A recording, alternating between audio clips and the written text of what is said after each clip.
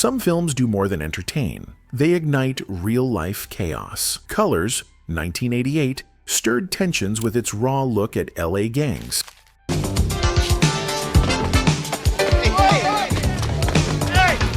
Straight Outta Compton, 2015, fueled fights at screenings due to its bold portrayal of NWA. Get your ass on the ground now. Get on the ground! While American Me, 1992, led to deadly backlash over its depiction of prison gangs. How you doing? All right. It's good, is it? These are movies that accidentally sparked real gang war, starting with Boyz and the Hood Boys. Follow me, man. Go your way. And the Hood is a coming-of-age drama directed by John Singleton that hit theaters in 1991.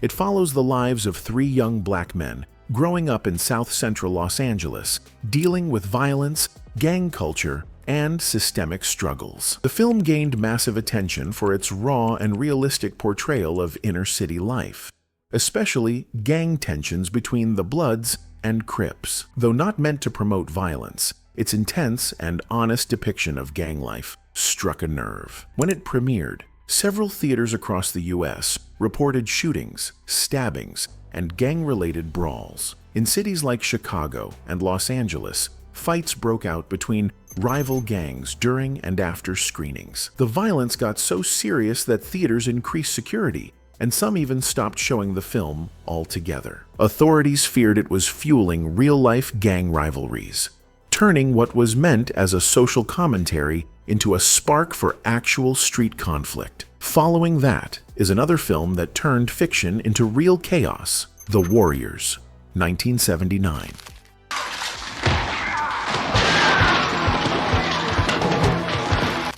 The Warriors is a cult classic directed by Walter Hill, released in 1979. It tells the story of a New York street gang trying to make it back home after being framed for a crime they didn't commit.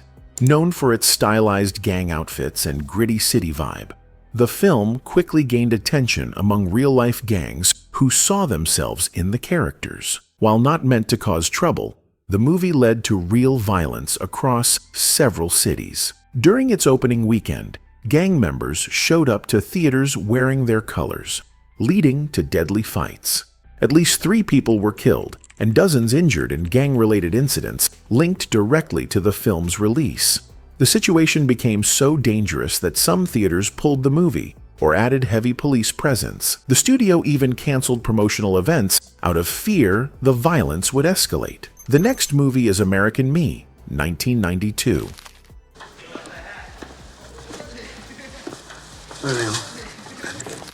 American Me is a powerful crime drama directed by Edward James Olmos that hit theaters in 1992. It tells the story of a young man rising through the ranks of a violent prison gang based on the real-life Mexican mafia, also known as La M. The film stood out for its raw, unfiltered look at prison life and Latino gang culture.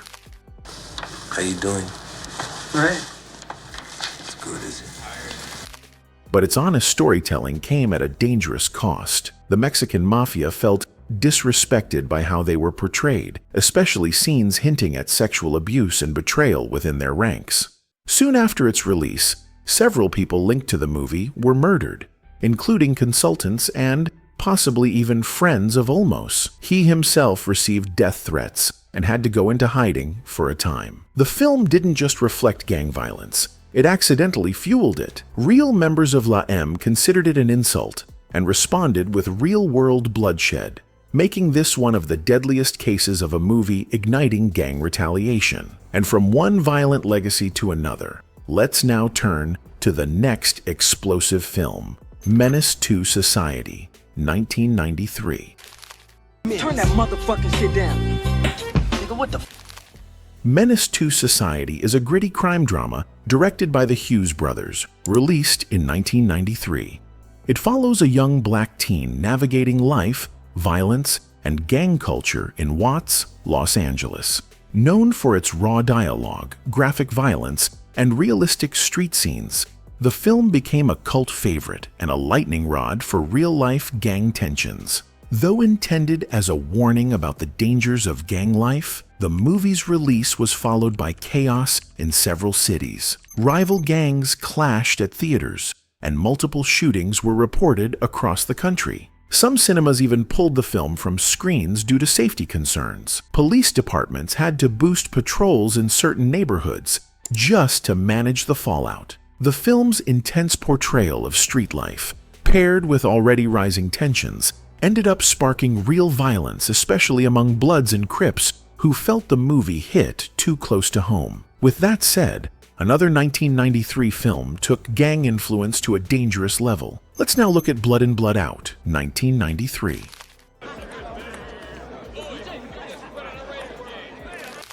Blood In, Blood Out is a crime drama directed by Taylor Hackford, released in 1993. It follows three Chicano relatives in East Los Angeles as their lives split between crime, prison, and redemption. The film is widely known for its deep dive into prison gangs, street loyalty, and cultural identity, drawing strong reactions from real-life gang communities.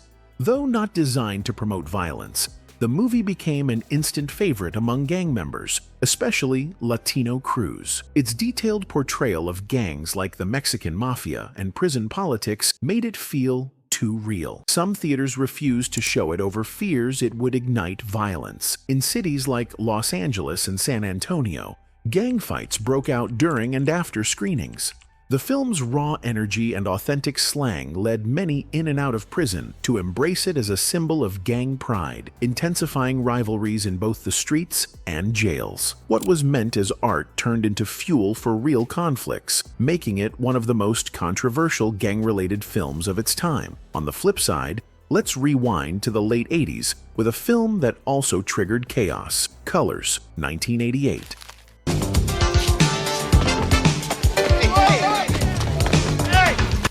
Colors is a crime drama directed by Dennis Hopper, released in 1988. It stars Sean Penn and Robert Duvall as LAPD officers assigned to handle gang violence in Los Angeles. The film became known for its realistic take on Bloods and Crips, raw street language, and intense gang visuals that had never been seen so openly in Hollywood at the time. Instead of calming tensions, Colors ended up inflaming them. Real-life gang members felt seen, and in some cases, challenged by how their lifestyles were portrayed. Its release triggered violence in multiple cities, including shootouts in theaters and confrontations between rival gangs. Some cities, like Chicago and LA, reported dozens of fights and arrests directly linked to movie showings. Law enforcement warned that the film glorified gang life, and many theaters either added security or pulled it all together. Rather than serving as a warning, the movie accidentally became a rallying point for street gangs who took pride in what they saw on screen. Next, Straight Outta Compton, 2015. Put the middle fingers high in the sky. Until the punk ass. Straight Outta Compton is a biographical drama directed by F. Gary Gray, released in 2015. It tells the rise of the legendary rap group NWA and their impact on hip-hop, police brutality, and street life in Compton, California. Known for its raw language and powerful performances, the film reignited interest in West Coast street culture. Get your ass on the ground now. Get on the ground. While meant to highlight music and activism, its release stirred real gang tensions. In several cities, theaters became hot zones for fights, with law enforcement stepping in to prevent clashes between rival gangs. Some screenings were shut down, and extra police were posted at others. The movie's strong connection to gang-influenced rap and its portrayal of hostile street environments brought out deep-rooted rivalries. Reports of violence tied to the film included shootings and brawls in and around theaters, especially in Los Angeles and the South. Moving from West Coast rap to East Coast street heat, up next is the gritty thriller, Juice, 1992. Thank you. Sir? Sir, can I check that newspaper? Sir! Juice is a crime drama directed by Ernest R. Dickerson, released in 1992. It follows four friends in Harlem who get caught up in gang violence while trying to gain respect and juice in their neighborhood. The film gained fame for Tupac Shakur's intense performance and its raw depiction of loyalty and power struggles. Though meant to highlight the dangers of street life, Juice accidentally fueled real gang tensions. After its release, several theaters in major cities saw fights break out between rival gangs, especially in New York. The film's vivid portrayal of gang codes and violence inspired some viewers to emulate the behavior on screen. Authorities reported increased street violence around screening areas, forcing some cinemas to boost security or cancel showings. I knew you were coming. Belly is a crime drama directed by Hype Williams, released in 1998. The film stars Nas and DMX and is known for its stylish visuals and tough portrayal of drug dealers and gang life in New York. It became popular for its raw energy and authentic look at street culture. However, Belly unintentionally sparked real gang violence after its release. Some scenes showing intense rivalries and betrayal hit too close to home for local gangs. Reports of fights and shootings at theaters screening the movie surfaced, particularly in New York and other major cities. The film's influence on youth involved in gangs increased tensions between crews who identified with the characters and their struggles. Law enforcement noted that the movie was being used as a symbol of gang pride, leading to real-world clashes linked to its screenings. Next up is New Jack City.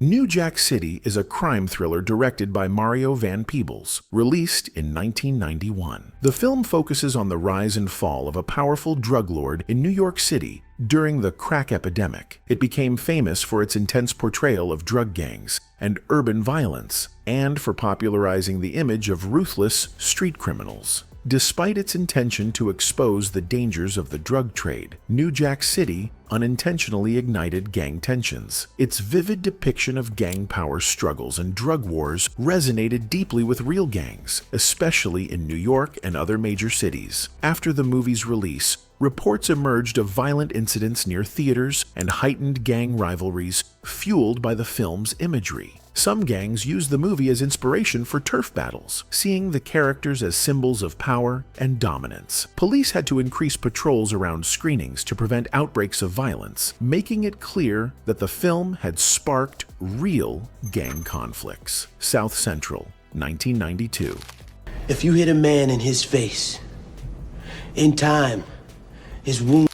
South Central is a crime drama directed by Stephen Milburn Anderson, released in 1992. The film tells the story of a former gang member trying to save his son from a life of violence in South Central Los Angeles. It was praised for its honest depiction of gang culture and the struggles of breaking free from that lifestyle. However, South Central unintentionally sparked real gang violence after its release. The movie's realistic portrayal of gang loyalty and street justice resonated deeply with some gang members who saw their own lives reflected on screen. In certain neighborhoods, tensions rose as rival crews interpreted scenes as challenges or calls to action. This led to fights and violent incidents around theaters showing the film. Law enforcement noted increased gang activity linked to the movie's influence, with some gangs using it to fuel ongoing conflicts rather than discourage them. These films didn't just hit the screen, they hit the streets. From cinema to chaos, they left a mark